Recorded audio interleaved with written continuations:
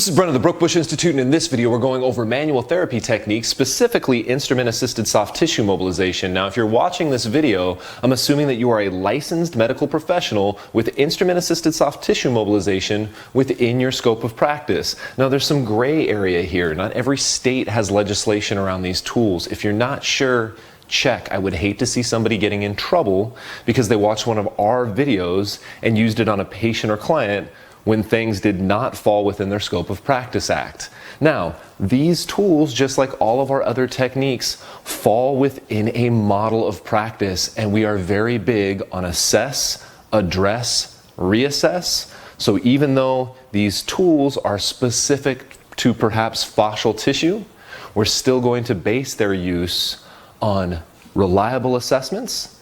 We're going to use these techniques, and then we're going to reassess, and if they're not effective, we're not going to use them again for that particular patient or problem. In this video, we're going to go over instrument-assisted soft tissue mobilization for the plantar fascia. I'm going to have my friend Sonia come out. She's going to help me demonstrate. Now, some of you guys are probably thinking, wait a second, isn't the plantar fascia a structure with a propensity to get long? If you think of what happens to the plantar fascia when somebody goes into pes planus or feet flatten, if you think about what happens to individuals who compensate by increasing dorsiflexion at the transverse tarsal joint because of restriction in their posterior compartment here and a lack of dorsiflexion, all of those things point to a lengthening of the plantar fascia. So why would I be using a mobility technique? And this is where things get a little complicated. What happens to fascia when we stretch it or stress it with an IASTM tool is not the same thing that happens when we stretch or release a muscle. In fact, there's some research to point to repetitive stretching leading to something called strain hardening, which actually increases the stiffness of fascial tissue. And if I think about increased stiffness, that could be a good thing for my plantar fascia in those who have lower extremity and particularly foot dysfunction. So what we're going to do now is we're going to go ahead and do the same technique that we have been doing of this kind of running these tools through the plantar fascia in hopes that in response, due to this strain hardening, which is both a hydration thing and stimulation of the sympathetic nervous system thing, right, that we get an increase in stiffness that'll support the arch a little bit better. So usually I'll start in this position to do these techniques. We're going to go ahead and use a little bit of our Smart Tools cream here. Right? We don't want to run through the skin before we affect the fascial tissue. Again, I can rub that in with my fingers and feel if there's any particular points where I think there's an increase in tissue density or abnormal tension, or maybe even my patient being abnormally sensitive in an area. One of the responses we definitely get from these IASTM techniques is some desensitization, right? Altered afferentation, which might decrease pain a little bit. All right, so once I have our foot here, the first thing we want to do is we want to scan, right? So just like we did with the crural fascia, we're just going to start at the back of the heel and kind of run one of our tools through the length of the foot, right? And you guys can see here, I'm actually using this batwing tool because it has a double bevel, right, which means it's been shaved down from both sides, which is a little duller than those single bevels.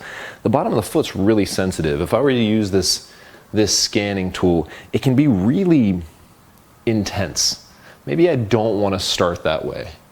All right, so I'm going to scan and notice any different in tissue tension or tissue feel, right? Usually you get a bumpiness in areas where we think there might be some dysfunction. And right in the medial longitudinal arch, he does have a little bit of that bumpiness.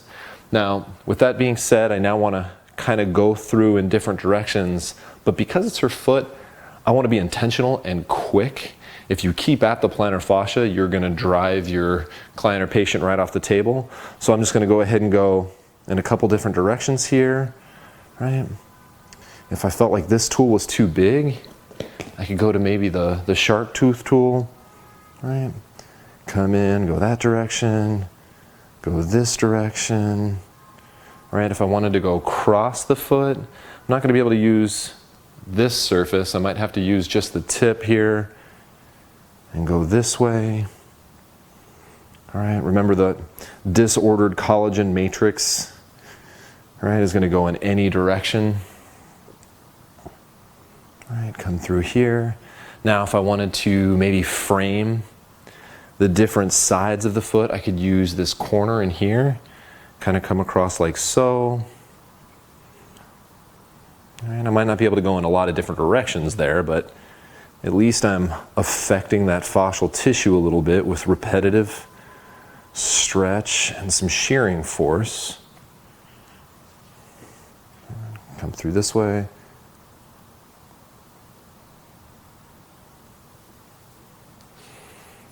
And maybe last, I take it all the way up to the heel, and we used this on that crural fascial video, but I'm going to use this smaller curve here and just kind of go straight through the heel, maybe in a couple different directions. Just trying to affect the plantar fascia as much as I can. Now, we talked about the strain hardening. We could also talk about mobility between fascial layers, although in the case of the foot, the restriction we're probably more worried about is if any of these tendons for the toes get bound down to their sheaths or other layers of fascial tissue. So what we might want to do is some of our more active kind of pin and stretch style techniques. So what I'm going to have Sonia do is flip over for me.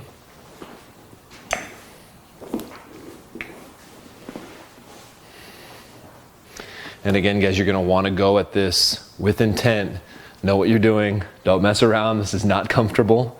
All right, but I'm going to go ahead and right up underneath the ball of her foot, I'm going to pin down, and then I'm going to have her dorsiflex and pull up her toes. How's that feel? Tough? All right, good. And we've talked about how that might be the first step. Just pin down and up. All right, pin down, have her pull up. Right, and then I could try pin down as she pulls up. I'm pulling through a little bit. That'd be a little bit more intense. Pin down, pull up, pull through a little bit. And then of course, if I wanted to be really tough, I could get down into position here. And what I'm going to do is I'm going to use my chest to help add some overpressure and pull her toes back. So I'm going to pin down, have her pull up, and then just give her a little bit of overpressure, right? Pin down, have her pull up, give a little bit of overpressure. Right? So there you guys have it. All you're doing is basically going through nice long strokes through the plantar fascia. You guys can do some kind of like cross friction with this tool. It is going to be very hard to go in a bunch of different directions, but we can get some with the cross friction. And then don't forget to add a little bit of these more active mobility techniques with kind of like the pin and stretch. Supine is a little easier, so you're going to have them pull up their foot as you pin, pull up their foot as you pin, and then of course you can add overpressure by placing your chest or the bottom of your rib cage over the top of their foot and pulling back their toes. Stay tuned for the close-up recap. All right guys, for your close-up recap, I'm going to use just a little bit of cream here on the bottom of the foot.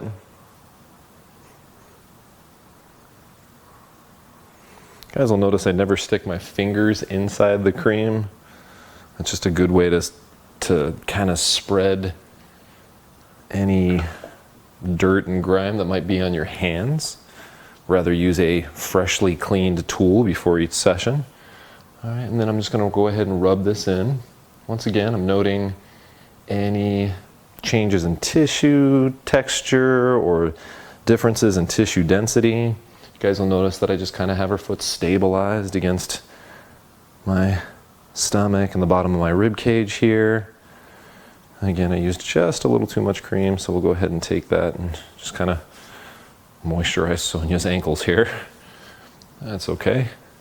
Then we're going to go ahead and use this battering tool from Smart Tools. Notice it's double beveled, which means it's got each side has been sanded down, and these are just a little duller than the single beveled ones.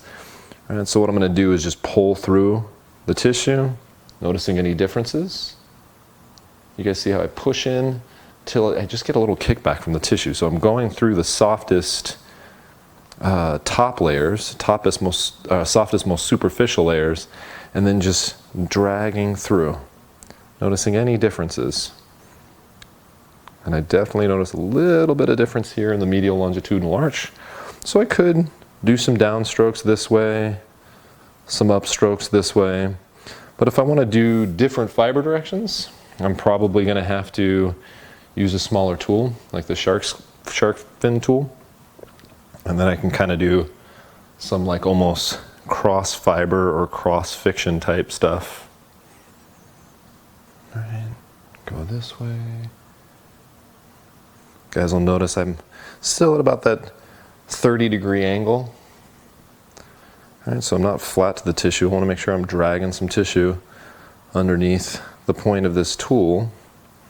And then I can use this corner to kind of frame the foot, get at some of those other parts of the plantar fascia.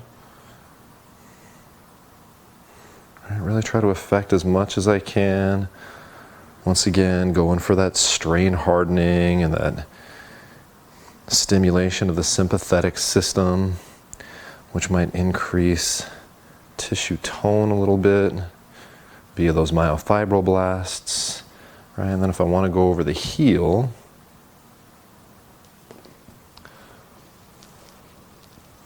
we're going to use this little hooked piece. Right, I'm going to use actually the smaller surface, even though the smaller surface happens to be a single beveled. I'm just going to watch how hard I press as opposed to the double bevel of the larger one of these. Right, kind of come through here, go in both directions.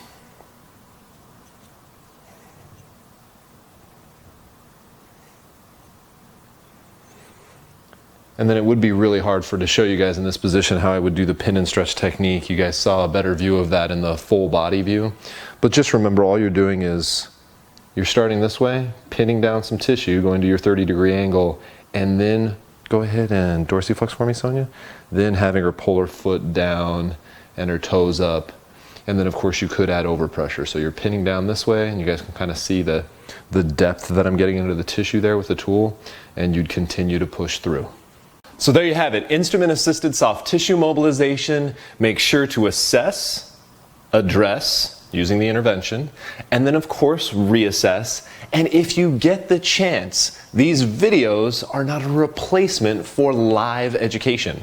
Of course, if you get the chance, you should take live workshops or find a mentor who's experienced using these tools, or maybe a friend that wants to learn them too, so at least you can practice on each other and give each other some tactile feedback of what you feel, how you felt the next day, what results you felt that you got.